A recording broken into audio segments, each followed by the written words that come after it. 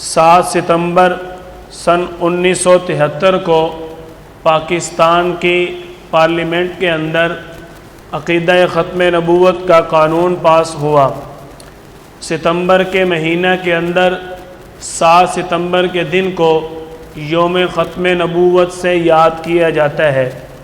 عقیدہ ختم نبوت کا اظہار کرنا، آپ صلی اللہ علیہ وسلم کی ختم نبوت کا پرچار کرنا، اپنے ایمان کا تحفظ کرنا اور اپنے ایمانی غیرت کا خیال رکھتے ہوئے مذہب اسلام میں زندگی گزارنا، یہ ساری چیزیں شریعت کا حصہ ہیں، اسلام کا حصہ ہے۔ جس طرح نماز پڑھنا ضروری ہے، جس طرح روزہ رکھنا ضروری ہے، دیگر عبادات کرنا ضروری ہے، اسی طرح اپنی ایمانی غیرت کا خیال رکھنا بھی انتہائی ضروری ہے۔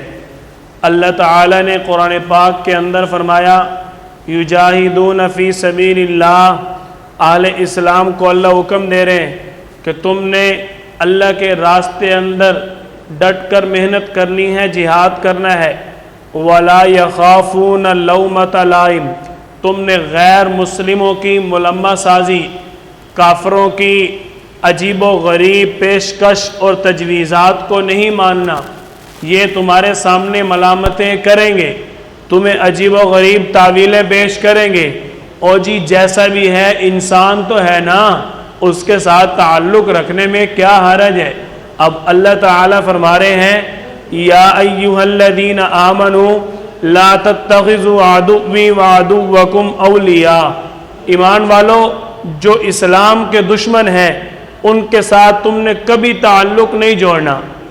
اللہ تعالیٰ نے یہود و نصارہ کے بارے میں فرمایا، لا تتخذوا اليہود والنصارى اولیاء، کہ تم نے یہودی اور عیسائیوں کے ساتھ تعلق نہیں جوڑنا۔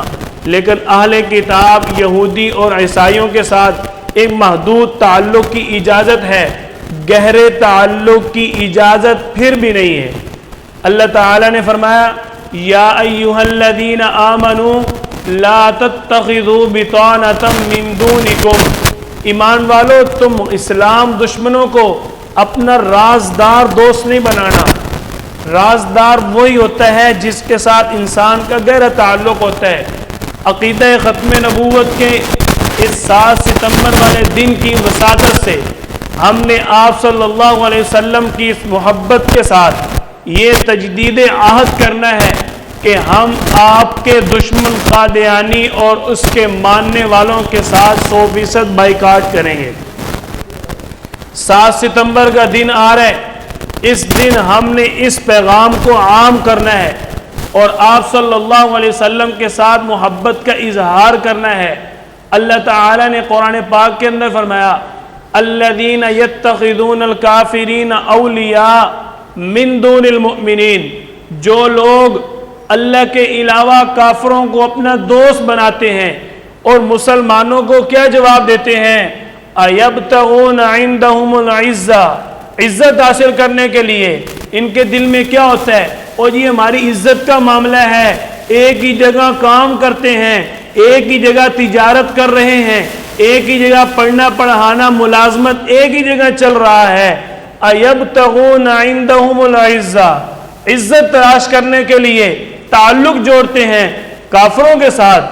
اللہ تعالیٰ کیا فرما رہے ہیں، فَلِلَّهِ الْعِزَّةُ جَمِيعًا، اور بھائی ساری عزتیں تو اللہ کے ہاتھ میں ہیں، تم کون سی عزت رکھ کے اللہ کے دشمنوں کے ساتھ تعلق جوڑے ہو۔ آپ صلی اللہ علیہ وسلم نے فرمایا، تعلق رکھنا اللہ کے لیے، محبت کرنی اللہ کے لیے، انکار کرنا تعلق توڑنا اللہ کے لیے۔ جب یہ صفات ایک بندے کے اندر آئیں گی، فَقَدِ اسْتَكْمَلَ الْإِيمَانِ، پھر اس کا ایمان مکمل ہوگا۔ یہ آپ صلی اللہ علیہ وسلم کی صحیح حدیث مبارک ہے۔ اب اللہ تعالیٰ نے کیا فرمایا، تم غیر مسلموں کے ساتھ تعلق جوڑ کے عزت تلاش کرتے ہو، حالانکہ ساری عزتیں کس کے ہاتھ میں ہیں، اللہ تعالیٰ کے ہاتھ میں ہیں۔ وَلِلَّهِ الْعِزَّةُ وَلِرَسُولِهِ، ساری عزتیں اللہ اور اس کے رسول کے لیے ہیں۔ تم کون سی عزت تلاش کر رہے ہو؟ جس کے دل میں میرے نبی کی عزت نہیں ہے، اس کے دل میں میرے نبی کے عاشق کی عزت نہیں ہو سکتی؟ ہم آپ صلی اللہ علیہ وسلم کے دیوانے ہیں، ہم آپ صلی اللہ علیہ وسلم کے پروانے ہیں، ہم آپ صلی اللہ علیہ وسلم کے عاشق ہیں، ہم آپ صلی اللہ علیہ وسلم کے ساتھ محبت کرنے والے ہیں، ہمارے دل میں ہر چیز سے بڑھ کے اپنے محبوب صلی اللہ علیہ وسلم کی محبت ہے۔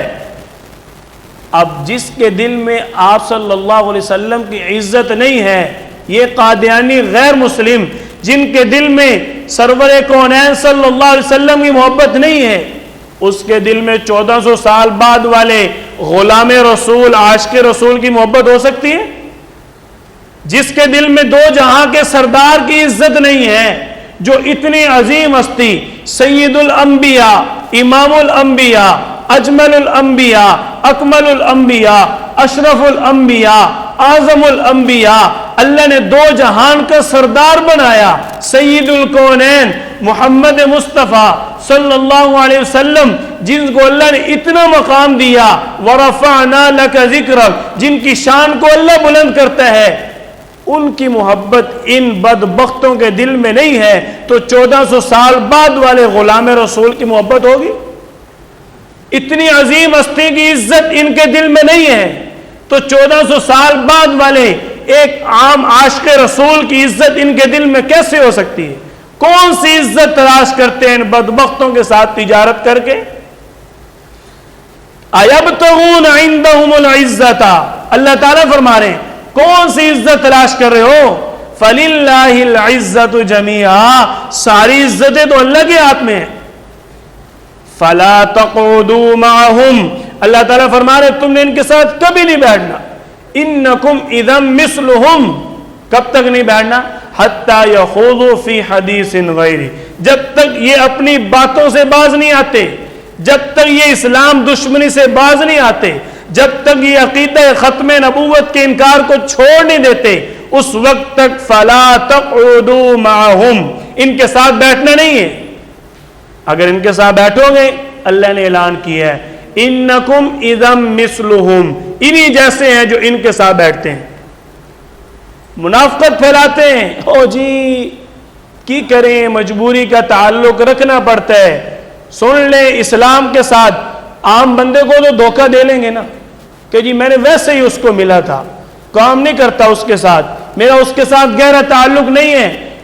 مسلمان عام انسان کو تو کہہ لے گا نا، لیکن اللہ تعالیٰ فرماتے ہیں دلوں کا راز میں جانتا ہوں، دلوں کا راز میں جانتا ہوں۔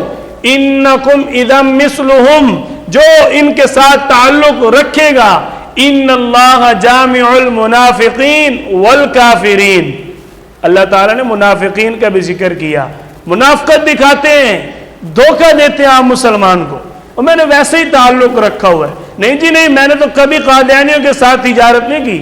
آپ بازار میں جا کے وزٹ کریں، آپ کو 80% دعوے دار ملیں گے، اور عمل کرنے والے آپ کو 10% ملیں گے، دعویٰ کرنے والے آپ کو 80% ملیں گے، جو یہ کہیں گے ہاں جی ہم تو قادیانیوں کے ساتھ تجارت نہیں کرتے، ہم تو ان کو بدبخت مرتد مانتے ہیں، ہماری ان کے ساتھ کوئی محبت نہیں ہے۔ لیکن جب ان کی دکان پہ قادیانی کسٹمر گاہک آ جاتا ہے تو ساری محبتیں ان کے لیے بچا دیتے ہیں۔ یہ منافقت ہمارے ساتھ عام مسلمانوں کے ساتھ تو کر لی، لیکن اللہ تعالیٰ کے ساتھ نہیں کر سکتے۔ اللہ تعالیٰ فرما رہے ان اللہ جامع المنافقین، سارے منافقوں کو، والکافرین، سارے کافروں کو، فی جہنم جمیعا، میں سب کو جہنم میں ڈالوں۔ الذین یتربصون بکم، اور تم جن کے ساتھ عزتیں تلاش کر رہے ہو، اب جو اللہ جانتا ہے وہ ہم جانتے ہیں، جس چیز کو اللہ نے بنایا اس چیز کے بارے میں جو بہتر اللہ جانتا ہے ہم جان سکتے ہیں۔ ہم کافروں کے ساتھ تعلق میں عزت تلاش کر رہے ہیں، اور اللہ تعالیٰ کیا فرما رہے ہیں؟ الذین یتربصون بکم، جب تم لوگ ان کے ساتھ عزت تلاش کر رہے ہوتے ہو، ان کے دلوں کے اندر کیا ہوتا ہے؟ جب تم مشکل میں آ جاؤ، جب تم مصیبت میں آ جاؤ، جب تم پریشان ہو جاؤ، یہ ان لوگوں کی چاہت ہوتی ہے، وہ لوگ خوش ہو رہے ہوتے ہیں، صحیح ہے مسلمان پھنس گئے۔ آج دیکھو نا ہندو کتنے خوش ہو رہے ہیں کہ مسلمانوں کے ملک میں سیلاب آیا ہوا ہے۔ کبھی آپ نے دیکھا کہ کسی سکھ نے اٹھ کے فلاں جی اربوں ڈالر اور فلاں خربوں ڈالر ہدیہ اور عطیہ کر دیے جی مسلمان جو عذاب میں آئے ہوئے ہیں، مسلمانوں پر آزمائش آئی ہوئی ہے، سیلاب آئے ہوئے، لہذا ان کو بچاؤ. کسی غیر مسلم کو دیکھا آپ نے؟ نہیں. جو اللہ نے فرمایا وہ حق فرمایا. الذین یتربصون بکم، اور اگر یہ کرتے بھی ہیں تو ان کے تعاون کے اندر لالچ ہوتی ہے. لالچ کیا ہوتی ہے؟ وَلَن تَرْضَىٰ عَنْكَ الْيَهُودُ وَلَا النَّصَارَىٰ حَتَّىٰ تَتَّبِعَ مِلَّتَهُمْ. یہ راضی تب ہوں گے، مال بھی لگائیں گے، جان بھی لگائیں گے، سب کچھ لگائیں گے، اور راضی تب ہوں گے حَتَّىٰ تَتَّبِعَ مِلَّتَهُمْ، جب تم اپنے دین کو، اسلام کو چھوڑ دو گے. ہماری جان تو جا سکتی ہے، ہماری روح تو ہمیں چھوڑ سکتی ہے، لیکن ہم اپنے نبی کا دامن چھوڑنے کے لیے تیار نہیں ہیں. ایک تو کیا ہزاروں آزمائشیں، امتحانات ہم سہنے کے لیے، برداشت کرنے کے لیے تیار ہیں، لیکن ہم آپ صلی اللہ علیہ وسلم کی امتی ہونے والا دامن چھوڑنے کے لیے تیار نہیں ہیں. اللہ تعالیٰ نے یہ ہمیں اعزاز دیا، اللہ نے ہمیں یہ انعام دیا، ہم آپ صلی اللہ علیہ وسلم کا دامن کیوں چھوڑیں؟ سارے جہانوں کی کامیابیاں اللہ نے اپنے محبوب کے قدموں میں رکھی ہیں. آپ صلی اللہ علیہ وسلم کی محبت میں اللہ تعالیٰ نے ساری کامیابیاں رکھی. تو یہ 7 ستمبر کا دن یوم ختم نبوت کے نام سے یاد کیا جاتا ہے. آپ نے اس دن کی وسادت سے قادیانیوں کے ساتھ بائیکاٹ کا تجدید عہد کرنا ہے.